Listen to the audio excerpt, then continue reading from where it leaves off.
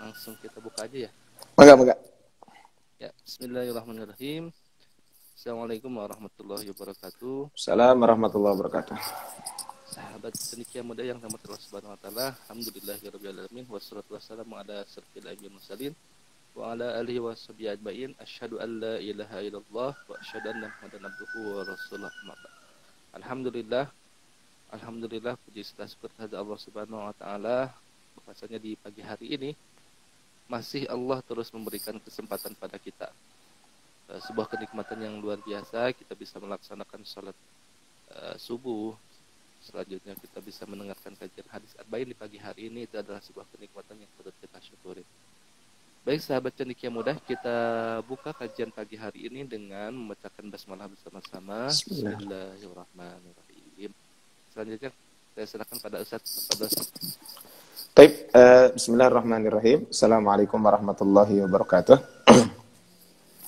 Alhamdulillah rabbil alamin, wassalatu wassalamu ala asyrafil anbiya'i wal mursalin, sayyidina wa maulana Muhammadin wa ala alihi wa sahbihi ajmain. Qala Allah ta'ala fil Qur'anil Karim, a'udzu billahi minasyaitonir rajim. Ya ayyuhalladzina amanu taqullaha wa tanzur nafsum ma qaddamat lighad wattaqullaha innallaha khabirum bima ta'malun. Sahabat cendekia rahmatullah Allah Subhanahu wa taala, di pagi hari ini kita bisa berkumpul kembali dalam acara kajian rutin kita di setiap hari Selasa jam 5.30 sampai jam 6, kajian tentang hadis arba'in. Dan hari ini insyaallah kita akan membahas di hadis ke-19 ya. Kita akan membahas tentang hadis ke-19. Hadis ini adalah ada 2 poin penting yang disampaikan di dalam hadis ini. Yang pertama adalah tentang kita selalu mohon perlindungan kepada Allah Subhanahu wa taala. Kemudian yang kedua mungkin nanti kita akan berbicara tentang bagaimana kaitan dengan kesabaran dan lain sebagainya. Tapi sahabat cendekia rahmatullah Allah Subhanahu wa taala, kita akan membahas hadis ini. Ya. Bismillahirrahmanirrahim. Qala al-muallif rahimahullah, penulis buku ini Al-Imam An-Nawawi rahimahullah mengatakan, An Abi Abbasin Abdullah bin Abbas radhiyallahu anhu qala. Dari Abdullah bin Abbas, semoga Allah meridhoinya. Hadis ini diriwayatkan oleh sahabat Nabi SAW bernama Abdullah bin Abbas. Kenapa beliau dinamakan Abu Abbas? Ini kunyah beliau gitu ya. Nama aslinya adalah Abdullah, putra dari Abbas bin Abdul Muttalib. Abbas bin Abdul Muttalib ini adalah adik dari ayah Rasulullah SAW. Sehingga kalau kita berbicara tentang Abdullah bin Abbas ini, maka Abdullah bin Abbas ini beliau adalah sepupu dari Rasul Sallallahu Alaihi Wasallam. Ini adalah kalau kita berbicara tentang sahabat Nabi Sallallahu Alaihi Wasallam, Abdullah bin Abbas ini. Nah, Abdullah bin Abbas sekali lagi ini adalah sepupu dari Rasul SAW. Nah, ini adalah beliau diberi kunyah dengan Al-Abbas. Ya. Sebagai anaknya yang paling besar bernama Abbas. Memang terbiasa di orang Arab gitu ya, ketika memberikan nama juga kadang nama anak dengan nama kakek gitu ya, dengan nama cucu kadang sering ada kesamaan. Nah, termasuk ini adalah beliau adalah namanya Abdullah. Kemudian ayahnya namanya Abbas. Nah, Abdullah bin Abbas ini punya anak namanya Al-Abbas. Gitu. Jadi nama anaknya mirip dengan nama kakeknya tersebut. Ini adalah kalau kita berbicara tentang ini. Nah, sahabat Abdullah bin Abbas ini beliau lahir adalah kurang lebih sekitar 3 tahun sebelum Rasulullah SAW hijrah. Jadi memang usia beliau adalah tergolong sahabat yang muda ya, kaitan dengan bab ini. Nah, Abdullah bin Abbas ini kata para ulama mereka sering menyebutkan Bahrul Ummah. Ya, atau Bahrul Ilmi, mohon maaf. Jadi Abdullah bin Abbas ini termasuk Bahrul Ilmi. Samudranya ilmu yang sangat luas. Ya. Kadang sebagian lagi mengatakan Hibrul Ummah, tintanya umat ini. Ya. Ini adalah kalau kita berbicara tentang ini. Bahkan Al-Imam Az-Zahabi mengatakan bahwa Abdullah bin Abbas ini adalah bahrun. Ya, bahrun ini adalah samudra. Kemudian beliau mengatakan hibrul ummah. Beliau ini adalah termasuk tintanya umat ini. Kemudian beliau juga mengatakan faqihul ummah ataupun faqihul asri. Beliau ini adalah ahli fikih di zamannya. Kemudian imamatut tafsir, ya, beliau pun termasuk imam dalam bidang tafsir. Nah, ini adalah kalau kita berbicara tentang keistimewaan sahabat Nabi Shallallahu Alaihi Wasallam yang bernama Abdullah bin Abbas ini. Nah, sahabat cendekiawan rahmatan Allah Subhanahu Wa Taala, beliau mengambil hadis secara baik dari Rasulullah SAW, kemudian juga dari ayahnya, ya, Abdullah bin Abbas, kemudian juga dari Umar bin Khattab, dari Abi Thalib, dari Mu'adz bin Jabal, dan dari sahabat-sahabat lainnya. Nah, ini adalah kemudian juga yang meriwayatkan hadis dari beliau juga sangat banyak. Ada Urwah bin Zubair, Sa'id bin Zubair, Ikrimah, ya, kemudian juga Mujahid, dan lain sebagainya. Ini adalah di antara orang-orang yang meriwayatkan hadis dari Nabi Shallallahu Alaihi Wasallam. Nah, Abdullah bin Abbas ini punya beberapa anak. Ya. Nah, anak yang paling tua namanya Al-Abbas. Ya, ini mirip dengan nama ayahnya beliau, gitu. Ayahnya Abdullah bin Abbas. Ya. Nah, yang paling kecil adalah Ali Abu Al-Khulafa. Kemudian ada namanya Muhammad, Ubaidillah, Lubabah, dan Asma. Nah, ketika Nabi SAW wafat, maka usia beliau ini masih muda. Jadi usia Abdullah bin Abbas ini ketika Rasulullah SAW wafat, maka usia beliau ini adalah masih muda. Sebentar. Ya. Jadi ketika Rasulullah SAW wafat, maka usia beliau ini adalah masih muda. Jadi sahabat cendekiawan rahmatan Allah Subhanahu Wa Taala, jadi ketika Rasulullah SAW wafat, maka usia beliau ini masih muda. Itu sekitar usia 13 tahun. Ya. Ada juga sebagian ulama mengatakan usia beliau adalah 15 tahun. Nah, Abdullah bin Abbas, beliau wafat tahun 68 atau 67 Hijriah. Jadi memang usia beliau juga lumayan panjang gitu ya. Usia beliau adalah kisaran antara 70 sekian tahun. Ini adalah kalau kita berbicara tentang Abdullah bin Abbas. Nah, sahabat yang dikasihi rahmatullah Allah Subhanahu Wa Taala, Abdullah bin Abbas ini memiliki keutamaan dan pujian yang banyak. Di antaranya adalah da'ali Rasulullah SAW an yu'tiyanillahul hikmata marratain. Kata Abdullah bin Abbas, Rasulullah SAW pernah mendoakan untukku sebanyak 2 kali agar Allah Subhanahu Wa Taala memberikan hikmah. Ini adalah kaitan dengan keistimewaan dari sahabat Abdullah bin Abbas ini. Bahkan Abdullah bin Abbas mengatakan ketika Rasulullah SAW berada di rumah Maimunah, dia membawa air wudhu buat Nabi SAW. Kemudian Nabi SAW bersabda, Abdullah bin Abbas telah menyediakan air wudhu untukmu. Lalu Nabi SAW berdoa, Allahumma faqihu fid din wa 'allimhu ta'wil. Ya Allah, pahamkanlah agama baginya dan ajarkanlah takwil. Ini adalah kaitan dengan Abdullah bin Abbas radhiyallahu anhu. Jadi kalau kita berbicara tentang sahabat ini adalah sahabat yang sangat istimewa, ya. Walaupun termasuk segharus sahabat di antara sahabat yang masih usia belia, gitu ya. Tetapi beliau termasuk sahabat Nabi SAW yang punya keistimewaan yang sangat banyak. Tapi sahabat cendekiawan rahmatullah Allah Subhanahu Wa Taala, kemudian berikutnya, kuntu khalfan Nabi SAW yauman. Suatu hari saya berada di belakang Nabi Sallallahu Alaihi Wasallam. Nah, ini adalah suatu hari saya berada di belakang Nabi Sallallahu Alaihi Wasallam. Nah, apa yang dimaksud dengan suatu hari saya berada di belakang Nabi Sallallahu Alaihi Wasallam tersebut? Nah, maksudnya adalah maknanya 2. Saya pernah di belakang Nabi Sallallahu Alaihi Wasallam, maknanya adalah, ya, bisa jadi maknanya adalah saya di belakang Nabi Sallallahu Alaihi Wasallam, itu maksudnya adalah saya dibonceng oleh Nabi Sallallahu Alaihi Wasallam. Ya, jadi beliau dibonceng oleh Nabi Sallallahu Alaihi Wasallam. Ya. Bisa juga maknanya adalah, ya, beliau berjalan di belakang Nabi Sallallahu Alaihi Wasallam. Ya. Jadi bisa jadi beliau berada di belakang Nabi Sallallahu Alaihi Wasallam. Jadi maknanya bisa 2 makna ini. Jadi maknanya adalah bisa jadi, ya, Rasulullah SAW dibonceng oleh, Abdullah bin Abbas dibonceng oleh Rasulullah SAW, ya, atau bisa jadi maknanya adalah Rasul Sallallahu Alaihi Wasallam berjalan di belakang Rasul Sallallahu Alaihi Wasallam. Nah, ini adalah 2 makna yang dipahami oleh para ulama tentang bab ini. Tapi intinya adalah inilah kedekatan dari Abdullah bin Abbas. Ya, sampai sedekat itu. Nah, ini adalah peristiwa ini sekali menunjukkan bagaimana kedekatan Rasulullah SAW dengan Abdullah bin Abbas. Sehingga tadi beliau pernah dibonceng atau beliau berjalan bersama Rasulullah SAW. Sehingga Syekh Atiyah Muhammad Salim beliau mengatakan, Inna hadal hadis yubayyinu makanata ibn Abbas. Sesungguhnya hadis ini menjelaskan tentang kedudukan sahabat Abdullah bin Abbas ini. Ya. Wa qad ikhtassa bi khasa'is min baini ashabi Rasulullah, ya. Dan beliau telah dispesialkan dengan berbagai keistimewaan di antara sahabat Nabi SAW. Ya. Kemudian itu ulama ul rijal wa tarajum fi turjumati Abdullah bin Abbas. Maka biasanya para ulama yang para ahli biografi ya menceritakan tentang biografi beliau sangat panjang. Nah, maka ya dia telah mendapatkan kehormatan dengan doa Nabi SAW, Allahumma faqihu fid din wa 'allimhu at-ta'wil. Ini adalah kaitan dengan sahabat Abdullah bin Abbas. Nah, kemudian faqala, kemudian Rasul mengatakan, ya gulam, wahai gulam, wahai anak.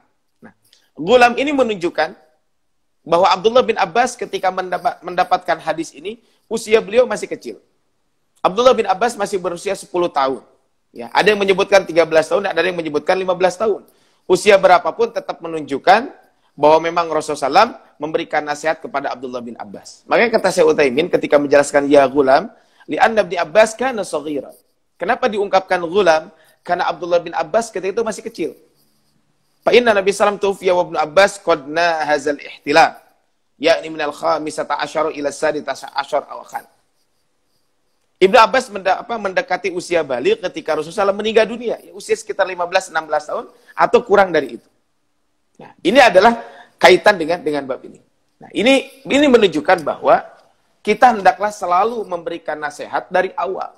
Ya, khususnya mungkin di sini, sahabat cendik yang berahmat Allah Subhanahu wa taala, buat para guru, buat para orang tua, ya, bahwa betapa pentingnya menanamkan nilai-nilai akidah dari sejak usia dini, dari sejak kecil. Makanya di sini Rasulullah Shallallahu Alaihi Wasallam ya, menasihatkan kepada seorang sahabat bernama Abdullah bin Abbas.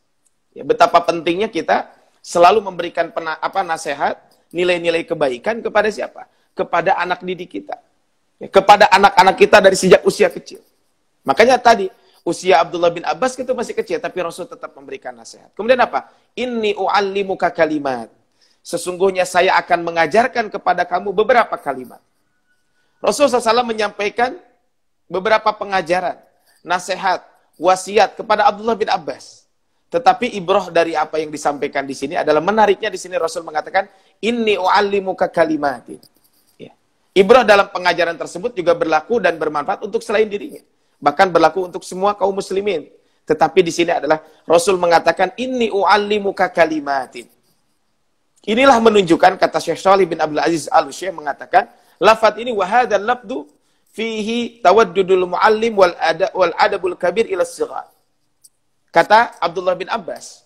Mohon maaf, kata Syekh Abdul Aziz Syekh Shalih bin Abdul Aziz Al-Syekh, beliau mengatakan bahwa lafaz ini mengandung kasih sayang seorang pengajar, seorang ayah dan orang tua kepada anak kecil. Ya, jadi tawaddudul muallim wal ab wal kabir ila sighar. Inilah bagaimana kasih sayangnya Rasul SAW sebagai pengajar, kasih sayangnya Rasul sebagai orang tua, ya. Kasih sayangnya Rasul sebagai ayah kepada anak kecil. Ini adalah menunjukkan tentang bagaimana pentingnya kita menasehati. Ya. Ini kalau kita berbicara tentang ini. Wa ila man yuridu an yuwajjah bil alfad al hasanah. Termasuk juga adalah kepada orang yang menghendaki perkataan yang baik. Jadi kasih sayanglah yang harus kita kedepankan dalam konteks memberikan nasihat kepada anak kita, kepada anak didik kita. Ini adalah satu poin penting buat kita semuanya. Maka Nabi menggunakan lafdut ta'lim. Rasul menggunakan kata-kata at-ta'lim, pengajaran. Kata Rasul, inni u'allimuka kalimat. Saya ajarkan kepada engkau beberapa kalimat. Padahal yang dimaksudkan dengan kalimat ini adalah perintah. Rasul tidak mengatakan, saya perintahkan kepada kamu ini. Tapi Rasul menggunakan lafdut ta'lim. Li'annahu minal ma'lum annal aqil yuhibbu an yastafida ilman. Karena memang, ya, kalau diketahui bahwa orang yang berakal suka memanfaatkan pengetahuan. Nah, sahabat cendik yang muda rahmatullah Allah Subhanahu wa taala, subhanallah. Rasul menggunakan lafdut ta'lim. Nah, ini pelajaran buat para guru, buat kita juga sebagai orang tua, bagaimana pentingnya pengajaran dengan cara yang terbaik. Ya. Makanya dengan ungkapan bukan perintah, tapi dengan ungkapan u'allimuka. Bilafdut ta'lim, menggunakan lafaz ta'lim. Nah, sahabat cendik yang muda rahmatullah Allah Subhanahu wa taala, ya, kita lanjutkan. Apa nasihatnya? Kata Rasul, ihfadillaha yahfadka. Jagalah Allah, niscaya Allah akan menjagamu. Maksudnya adalah jagalah Allah, jagalah syariatnya, maksudnya itu. Dengan menjalankan perintah dan meninggalkan larangan. Ini adalah cara menjaga Allah Subhanahu wa taala. Makanya Al-Imam As-San'ani ketika mengatakan ihfadillaha ay hududahu wa uhudahu wa awamirahu wa nawahiyahu. Bahwa yang dimaksudkan dengan jagalah Allah, maksudnya adalah jagalah hududnya, aturan-aturannya, jagalah janjinya, jagalah perintah Allah, jagalah larangan Allah. Dengan cara apa? Ya. Wa hifdzu dzalika huwal wuquf inda awamirhi, maka menjaga tersebut dengan berhenti di hadapan segala perintahnya, bil imtisal, dengan menjalankannya. Wa inda nawahihi, dan berhenti ya terhadap larangannya adalah bil ijtinab, dengan menjauhi. Wa inda hududihi, dan ketika ada batasan-batasannya, maka kata beliau alla yatazawajaha wa la yata'adda, maka dengan cara kita semuanya tidak melanggarnya dan tidak melakukan sesuatu yang diperintahkan dan tidak melakukan sesuatu yang diperintahkan untuk dicegah. Ini maksudnya adalah, intinya adalah menjalankan perintah dan menjauhi larangan. Ini adalah inti daripada menjaga perintah Allah Subhanahu wa taala. Jadi ihfadillah, jagalah Allah. Kata Syekh Abdul Muhsin Al-Abbad ketika mengatakan ihfadillah, kum bima yajibu 'alaika nahwa rabbak min kulli ma huwa matlubun minka wa jazaa'uka 'ala dzalika an yahfadhakallah. Maka kata beliau, tegakkanlah kewajibanmu terhadap Rabbmu dan semua hal yang dituntut darimu, dan niscaya kamu akan diberikan balasan atas itu berupa penjagaan dari Allah kepadamu. Ihfadillah yahfadka. Jagalah Allah, niscaya Allah akan menjagamu. Syekh Utsaimin rahimahullah ketika menjelaskan hadis ini, ihfadillah, jagalah Allah, niscaya Allah akan menjagamu. Kan ini ihfadillah yahfadka. Ini adalah sebuah kalimat yang menunjukkan bahwa manusia ketika menjaga agama Allah, maka Allah akan menjaganya. Yakin. Ketika kita menjaga agama Allah, pasti Allah akan menjaganya. Tetapi penjagaan dalam bab apa? Maka penjagaan itu dalam dalam dua hal. Pertama adalah penjagaan dalam konteks urusan agama, dan yang kedua adalah penjagaan kaitan dengan urusan dunia. Konteks kaitan penjagaan dalam bab agama, Allah menjaga badan kita, Allah menjaga harta kita, Allah menjaga tentang keluarga kita. Di masa-masa pandemi sekarang yang belum berakhir ini, maka kita harus lebih mendekatkan diri kepada Allah. Ini bagian daripada cara kita untuk menjaga urusan dunia kita. Kemudian yang kedua adalah menjaga agama kita, maksudnya adalah Allah selamatkan kita dari penyimpangan ya, dan kesesatan. Artinya Allah memberikan kepada hidayah yang benar. Maka ihfadillah yahfadka. Maka kata Allah di dalam Al-Quran, walladzina ihtadaw zadahum huda wa atahum taqwahum. Dan orang-orang yang mau menerima petunjuk, Allah menambah petunjuk kepada mereka dan memberikan balasan ketakwaan mereka. Sahabat cendekia mudah rahmatan Allah Subhanahu wa taala, subhanallah gitu ya. Ini kalau kita berbicara tentang tentang bab ini. Jadi kalau kita berbicara tentang bab ini, maka kita semuanya berbicara tentang apa? Tentang betapa pentingnya kita menjaga Allah Subhanahu wa taala, yaitu melaksanakan perintah dan menjauhi larangan Allah Subhanahu wa taala. Kemudian yang kedua, nasihatnya adalah ini menguatkan kembali. Ihfadillaha tajidhu ama tujahaka. Jagalah Allah, niscaya kamu mendapati Dia bersamamu. Jagalah Allah, niscaya kamu mendapati Dia, maksudnya adalah kamu akan mendapati Allah Subhanahu wa taala di depanmu. Ini adalah ma'iyatullah. Nah, tentang ma'iyatullah ini mungkin sahabat cendekia muda bisa lihat di channel YouTube-nya. Cendekia muda ya. Itu ada tentang materi ma'iyatullah. Jadi tentang materi dasar-dasar keislaman sempat kita bahas tentang ma'iyatullah. Kembali kepada hadis kedua juga, yaitu tentang ihsan. Anta'budallaha ka'annaka tarah fa illam takun tarahu fa innahu yaraka. Ini adalah berbicara tentang apa? Berbicara tentang menjaga Allah Subhanahu wa taala. Jika kita menjaga Allah, maka kamu mendapati Allah ada di hadapanmu. Maksudnya adalah ini ma'iyatullah. Kebersamaan Allah dengan hamba-hambanya secara khusus. Ada ma'iyatullah al-ammah, kebersamaan Allah dengan seluruh makhluknya. Allah mengetahui apa yang dilakukan oleh makhluknya. Tetapi ma'iyatullah al-khassah adalah, ini maksudnya adalah ma'iyatullah al-khassah adalah pertolongan Allah Subhanahu wa ta'ala. Nah, ini adalah kalau kita berbicara tentang ini. Jadi, ada ma'iyatullah al-mutlaqah, kesertaan Allah bersama seluruh makhluknya, ini adalah secara umum, ya, bersama semua hambanya, yaitu memberikan pengawasan kepada mereka. Tetapi ada beberapa golongan hamba yang Allah Ta'ala khusus mendapatkan kebersamaannya yang disebutkan dalam beberapa ayat dan hadis Nabi. Maksudnya adalah Allah akan selalu menolongnya. Siapakah yang akan mendapatkan ma'iyatullah ini? Yang akan mendapatkan ma'iyatullah ini adalah as-sabirin. Orang-orang yang sabar. Ya ayyuhalladzina amanu sta'inu bis-sabri was-shalah. Wahai orang-orang yang beriman, jadikanlah sabar dan salat sebagai penolongmu. Kata Allah, innallaha ma'as-sabirin. Sesungguhnya Allah itu akan bersama dengan orang-orang yang sabar. Kemudian bersama siapa? Bersama orang-orang yang selalu berbuat ihsan. Walladzina jahadu fina lanahdiyannahum subulana wa innallaha lama'al muhsinin. Dan orang-orang yang berjihad untuk mencari keridhaan kami, benar-benar akan kami tunjukkan mereka kepada jalan-jalan kami. Kemudian, dan sesungguhnya Allah beserta dengan orang-orang yang selalu berbuat baik. Wa innallaha lama'al muhsinin. Kemudian Allah juga akan bersama dengan orang-orang bertakwa. Wa'lamu annallaha ma'al muttaqin. Ketahuilah bahwa sesungguhnya Allah Subhanahu wa taala bersama dengan orang-orang yang bertakwa. Makanya kata Syekh Abdul Muhsin Al-Abbad, ihfadillaha tajidhu tujahaka. Jagalah Allah, niscaya kamu akan dapati Allah ada bersamamu. Maksudnya adalah tujahaka bimakna amamaka. Maksudnya ada di depanmu. Sebagaimana dalam riwayat lain mengatakan ihfadillaha tajidhu amamaka. Maksudnya adalah jagalah Allah, niscaya Allah kamu akan dapati Allah berada di hadapanmu. Maknanya adalah kamu mendapatkannya, menguasaimu dan menjagamu dari segala urusan agama dan urusan dunia. Jadi Allah akan memberikan penjagaan kepada kita, baik urusan agama, termasuk juga urusan dunia. Urusan dunia Allah akan jaga kita, keluarga kita, harta kita. Urusan agama, Allah akan tunjukkan kita kepada jalan-jalan kebaikan. Nah ini adalah kaitan dengan ayat ini. Kaitan dengan hadis ini. Kemudian berikutnya nasihat ketiga. Jadi ini nasihat pertama adalah jagalah Allah. Niscaya Allah akan menjagamu. Yang kedua adalah idza sa'alta fas'alillah. Jika kamu meminta, mintalah kepada Allah Subhanahu wa taala.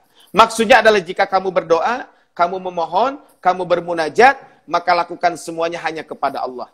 Karena dialah yang maha kaya dan maha mendengar terhadap semua keinginan hamba-hambanya. Ini adalah kaitan dengan bab ini. Nah, makanya di dalam Al-Quran, di dalam surat Al-Baqarah ayat 186,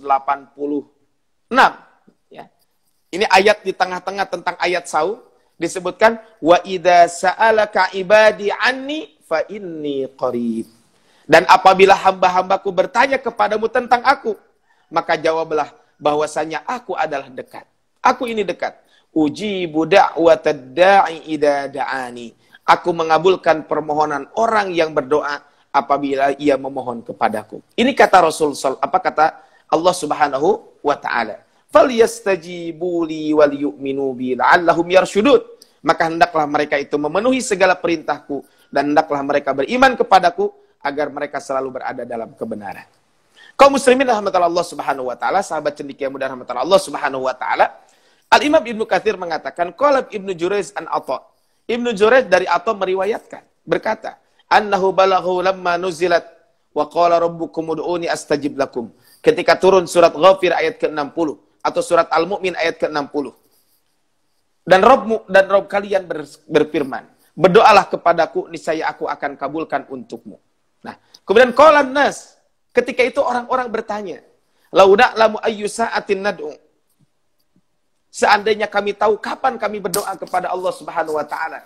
Kemudian Allah menurunkan surat Al-Baqarah ayat 186. Wa idza sa'alaka ibadi anni fa inni qarib ujibu da'watad da'i idza da'a. Nah, sahabat cendekia rahmatullah Allah Subhanahu wa taala, ada pertanyaan menarik tentang ini. Ini kan kita disuruh berdoa.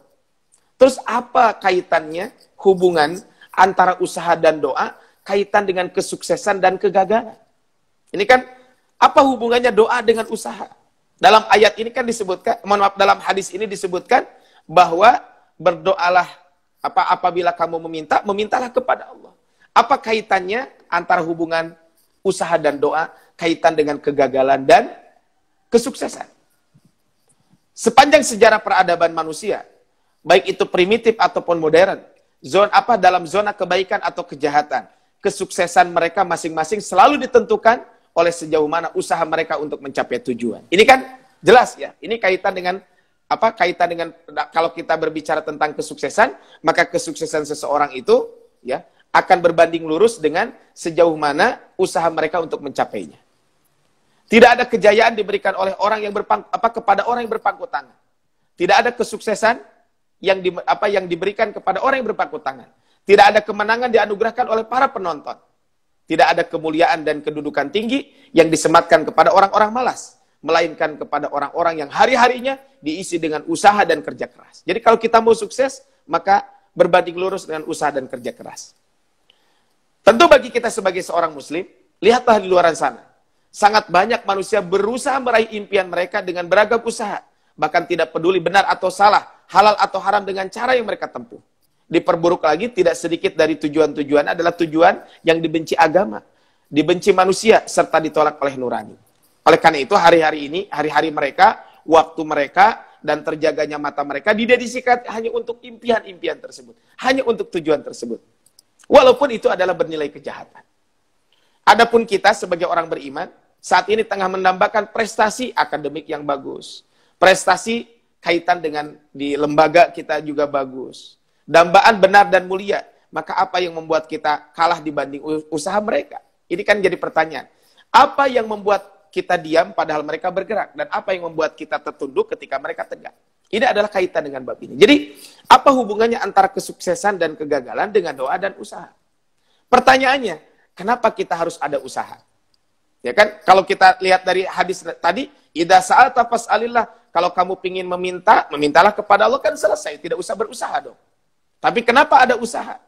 Usaha itu adalah merupakan perintah agama. Islam adalah agama yang memanggil umatnya untuk bergerak, tidak statis. Kita disuruh untuk berusaha. Dalam surat At-Taubah ayat ke-5 disebutkan, dan katakanlah, wa qul i'malu fasayarallahu amalakum wa rasuluhu wal mu'minun. Bekerjalah kalian, maka Allah dan Rasulnya dan orang-orang beriman akan melihat pekerjaanmu. Jadi kita bekerja, berusaha, itu bagian dari perintah agama. Maka ayat ini mengatakan wa qul i'malu.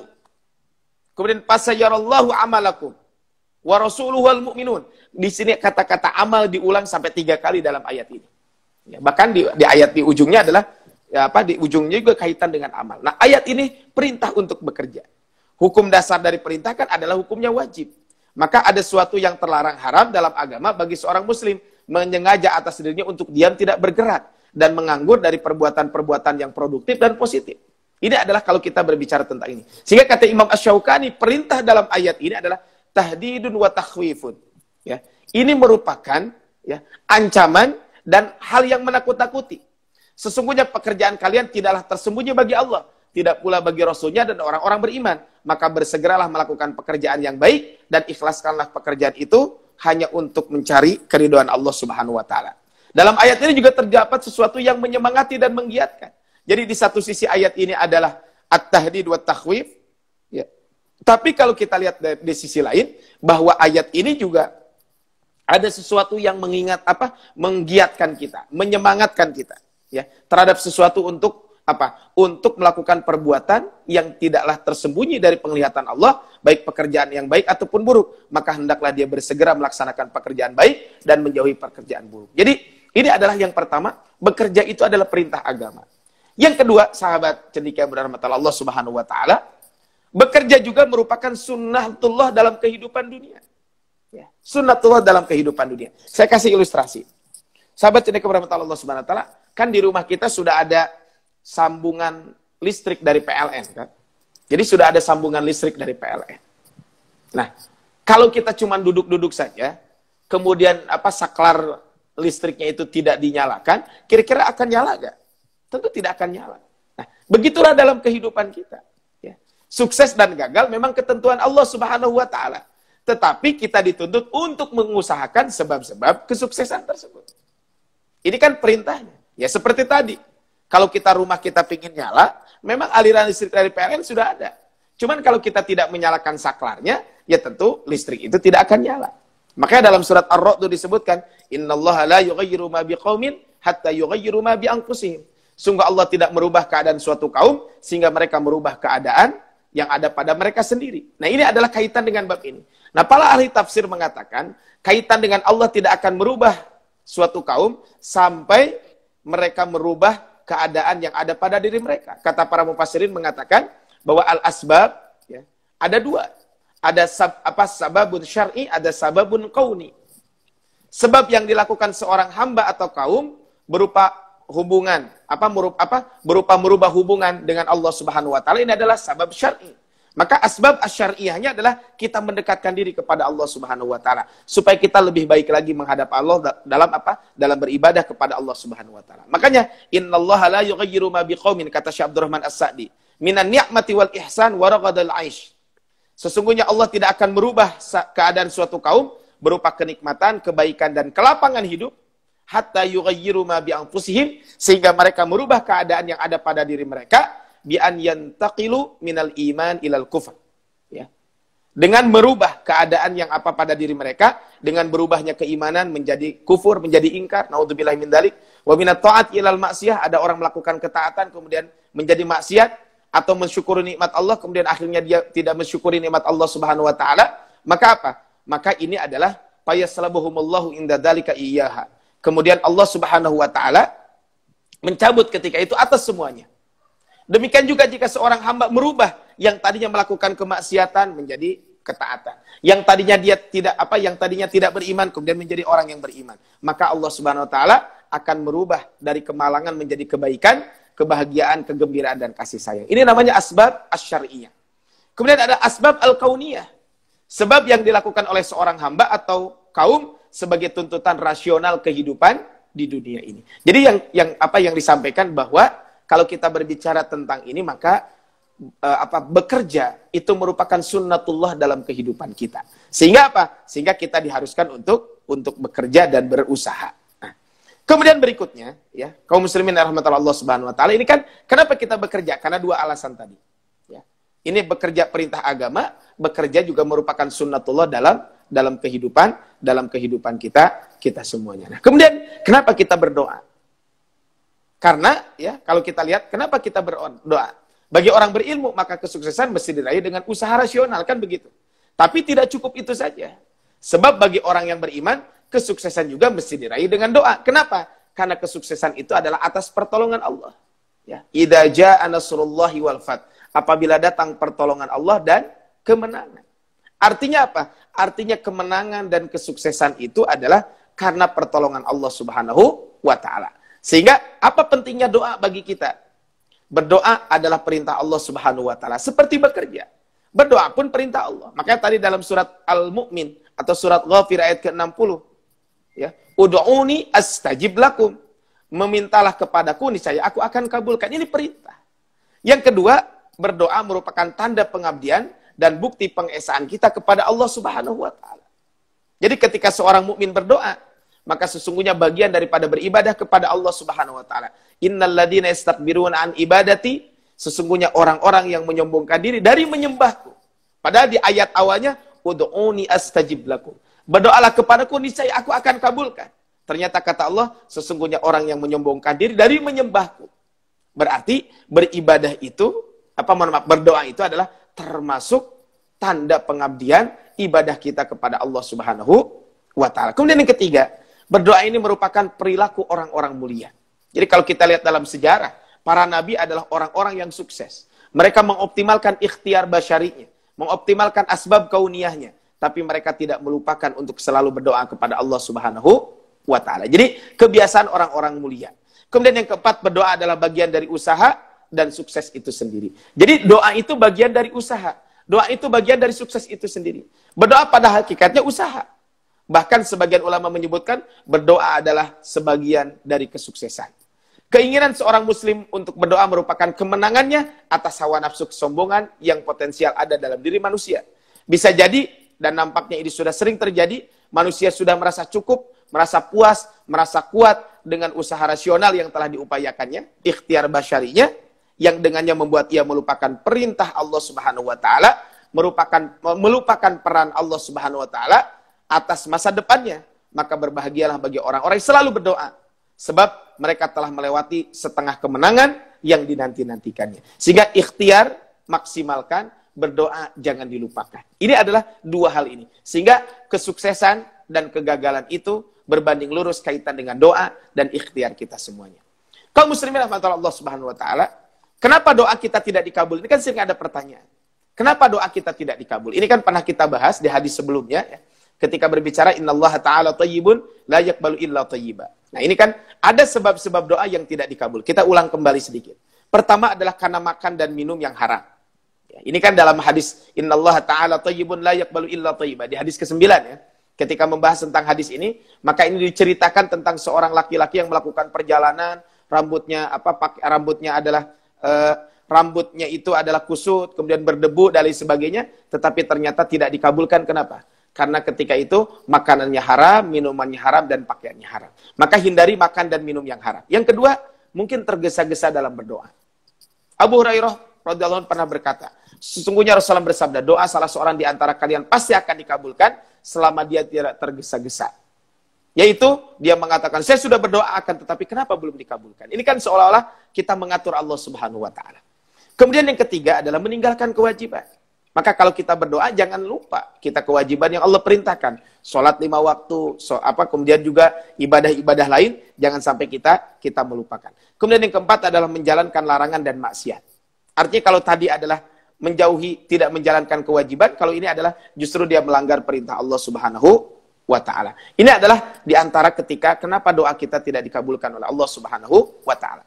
Ada kisah dari seorang Ibrahim bin Adham rahimahullah. Beliau ketika ditanya kenapa doa seseorang itu tidak dikabulkan, maka beliau menjawab, seseorang yang meyakini adanya Allah tetapi dia tidak menunaikan hak-haknya. Artinya dia berarti tidak menjalankan kewajiban. Seorang yang telah membaca, mengerti kitab Allah yaitu Al-Quran, tetapi tidak mengamalkannya. Artinya tidak mengamalkan nilai isi Al-Quran. Seseorang yang mengetahui bahwa setan adalah musuhnya, tetapi ia justru mengikuti langkah-langkahnya. Artinya dia terjerumus kepada kemaksiatan. Seseorang yang mengaku mencintai Rasulullah SAW, tetapi meninggalkan asar dan sunnahnya. Seorang mencita-citakan masuk surga, namun meninggalkan amalan-amalan masuk surga. Seseorang mengatakan takut siksa Allah, takut neraka, tetapi tidak berhenti melakukan dosa dan maksiat. Seseorang yang yakin dengan kepastian datangnya ajal, tetapi ia tidak mempersiapkan untuk datangnya ajal. Ini adalah kata Ibrahim bin Adham ketika ditanya kenapa doa itu tidak dikabulkan. Kemudian lanjut beliau, seseorang yang sibuk dengan aib dan cacat orang lain, tetapi ia melupakan aib dan cacatnya sendiri. Seseorang yang makan rezeki Allah, tetapi tidak mensyukurinya. Seseorang yang mengubur orang mati, tetapi ia tidak mengambil pelajarannya. Ini adalah kata Ibrahim bin Adham ketika berbicara tentang kenapa doa seseorang itu tidak dikabulkan oleh Allah Subhanahu wa taala. Nah, sahabat cendekia berahmatullah Allah Subhanahu, kita lanjutkan kembali. Wa idza sta'anta fasta'in billah, kan begitu. Wa idza sa'alta fas'alillah. Kemudian berikutnya adalah wa idza sta'anta fasta'in billah. Dan jika kamu menghendaki pertolongan, maka mintalah pertolongan. Ini sebenarnya mengulang apa yang disampaikan tadi. Ya. Ini penghususan dari sebelumnya. Berdoa itu lebih umum daripada meminta pertolongan. Seandainya disebutkan, jika Anda meminta, maka mintalah kepada Allah. Sebenarnya ini sudah cukup. Tetapi dilanjutkan, jika kamu meminta pertolongan, ini kan penekanan. Maka mintalah pertolongan kepada Allah Subhanahu wa ta'ala. Ini adalah menunjukkan kaitan dengan ini, adalah untuk menguatkan kaitan dengan bab ini. Maka jika kamu mendaki pertolongan, jika kamu membutuhkan bantuan, kemudahan, kekuatan menghadapi masalah, maka hendaklah kita semuanya selalu memohon pertolongan hanya kepada Allah Subhanahu wa ta'ala. Kenapa? Karena Allah Maha Kuat, Allah Maha Berkuasa atas segalanya. Kata Syekh Abul A'la Al-Mubarakfuri, beliau mengatakan, wa idasta'anta aradtal isti'anatu fit ta'ati wa ghairiha. Ya, jika kamu menghendaki pertolongan dalam ketaatan dan selainnya, ya, dari urusan dunia dan akhirat, maka mintalah pertolongan kepada Allah Subhanahu wa ta'ala. Inilah ayat yang selalu kita baca. Iyyaka na'budu wa iyyaka nasta'in. Kepada Engkaulah ya Allah kami menyembah, dan kepada Engkaulah kami ya Allah memohon pertolongan. Maka tadi dimulai dengan ihfadillah yahfadka. Jagalah Allah, artinya lakukan kewajiban-kewajiban kita. Tinggalkan kemaksiatan yang Allah larang. Maka ini kan iyyaka na'budu. Barulah wa iyyaka nasta'in. Barulah kita memohon pertolongan kepada Allah Subhanahu wa ta'ala. Nah, kaum muslimin rahmatullah Allah Subhanahu wa ta'ala, apakah kita dilarang meminta pertolongan kepada manusia? Maka sesungguhnya kita dibolehkan meminta pertolongan kepada manusia pada hal-hal yang memang manusia dapat melakukannya. Jika memang harus seperti itu pun meyakini sebagai sebab saja, bukan sebagai tempat pijakan utama. Adapun meminta hal yang menjadi hak prerogatif Allah, hanya dibolehkan meminta hanya kepada Allah, bukan kepada selainnya. Contohnya, kalau kita mau membangun rumah, ya minta tolong sama manusia untuk membangunkan rumah tersebut. Mobil kita mogok, ya kita minta tolong sama mekanik. Ini kan bagian dari itu. Kalau kita sakit, ya kita datang ke dokter sebagai ikhtiar. Tapi untuk hal yang menyembuhkan itu bukan dokter. Siapa? Allah Subhanahu wa Ta'ala. Jadi dibolehkan meminta pertolongan kepada manusia pada hal-hal yang memang manusia dapat melakukannya. Jika memang harus seperti itu, maka itu pun harus meyakini bahwa itu adalah hanya sebab saja, bukan tempat pijakan utama. Tetapi khusus tentang hak prerogatif Allah Subhanahu wa Ta'ala, tentu tidak boleh meminta kecuali hanya kepada Allah Subhanahu wa Ta'ala kaitan dengan bab ini. Makanya kata Syekh Utsaimin ketika menjelaskan ini, kata beliau, jika engkau meminta pertolongan, mintalah pertolongan kepada Allah. Al-isti'anah adalah meminta pertolongan. Maka janganlah kamu minta pertolongan kepada manusia siapapun, kecuali sangat mendesak. Bersama dengan itu juga kamu terpaksa meminta pertolongan kepada makhluk, maka jadikan itu sebagai sarana dan sebab. Bukan sebagai rukun yang harus bersandar kepadanya. Ini adalah kaitan dengan bab ini. Nah, adapun permintaan yang dilarang ya kepada selain Allah Subhanahu wa Ta'ala, ini bisa termasuk kesyirikan. Contoh adalah meminta pertolongan ke dukun. Nah, ini kan tidak dibolehkan.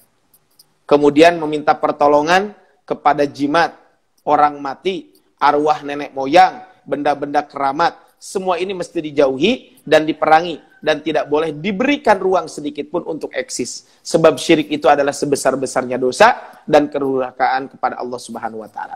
Adapun manusia saling menolong bersama manusia lain, itu tentu dibolehkan. Dan itu sudah disebutkan di dalam Al-Quran. Wa ta'awanu 'alal birri wat taqwa wa la ta'awanu 'alal itsmi wal 'udwan. Ini kan jelas ayat yang selalu kita hafal dan sering kita dengar.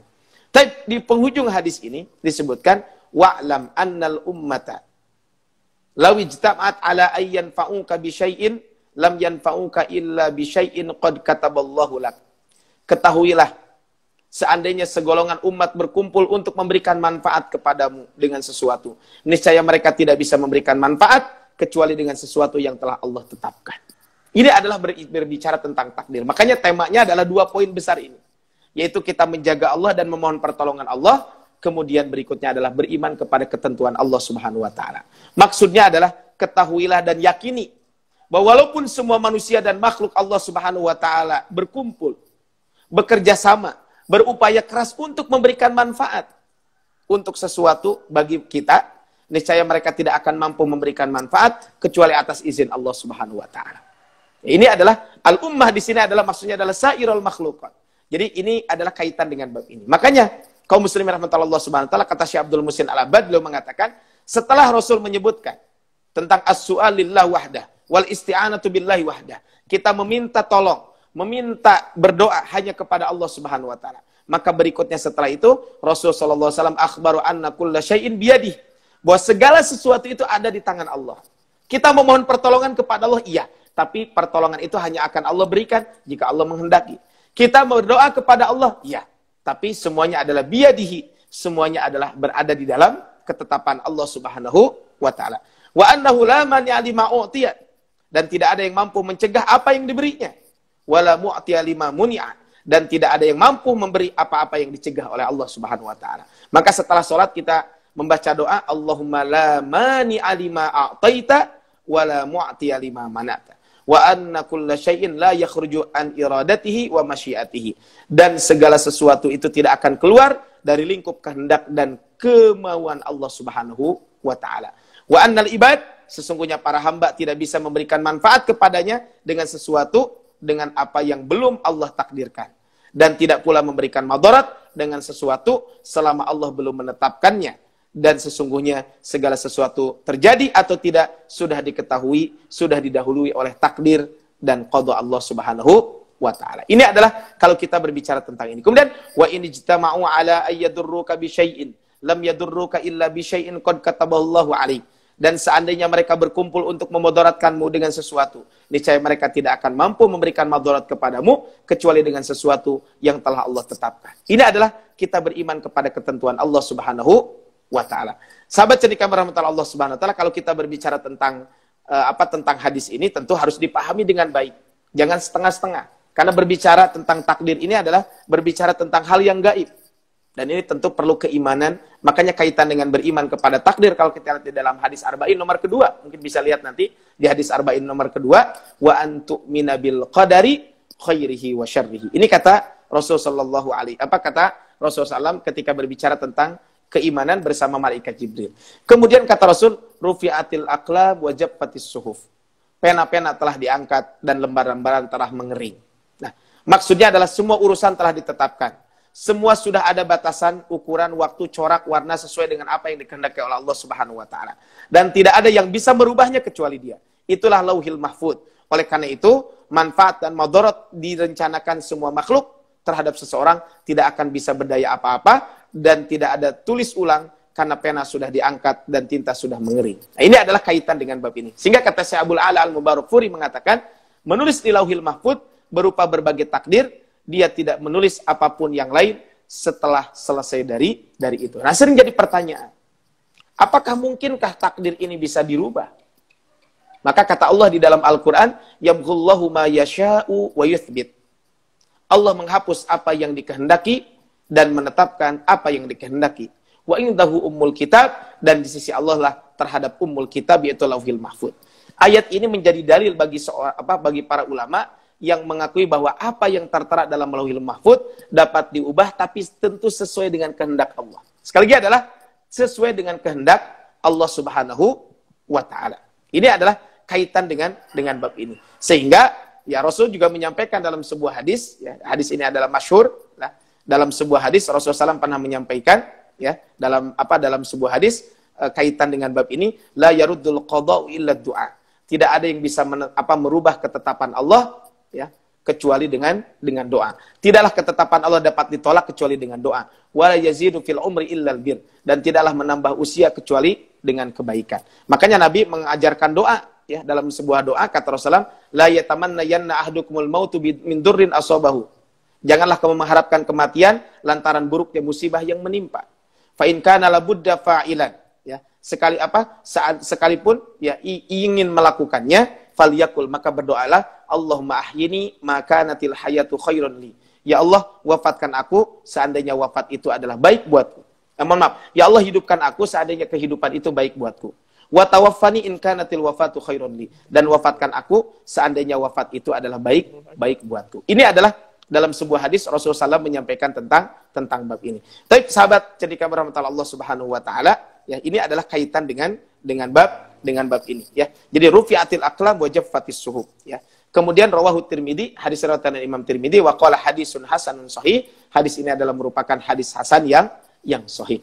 Baik, ini karena hadisnya masih panjang, mungkin nanti kita lanjutkan lagi di pertemuan yang akan datang tentang hadis ini. Masih ada ihfadillah tajidhu amamaka, ta'arraf ilallahi firra'ankhai yaridka fi syiddati, dan seterusnya. Insyaallah nanti kita akan bahas, ya, di pertemuan yang akan datang, sambil nanti kita membahas tentang hadis ke-20. Jadi pertemuan yang akan datang kita selesaikan dulu hadis ini karena masih ada beberapa poin, ya, yang disampaikan, karena di sini adalah bahwa an-nasra ma'as sabri, kemenangan itu berbarengan dengan kesabaran, ya. Wa annal faraja ma'al karbi, dan seterusnya. Insyaallah nanti akan kita bahas di pertemuan yang akan datang, ya, kaitan dengan bab hadis yang disampaikan oleh Al-Imam An-Nawawi rahimahullah kaitan dengan bab ini.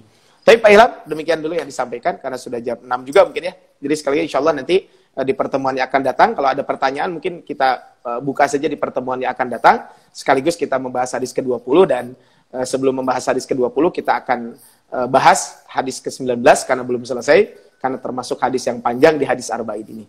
Demikian yang disampaikan, mudah-mudahan bermanfaat. Assalamualaikum warahmatullahi wabarakatuh.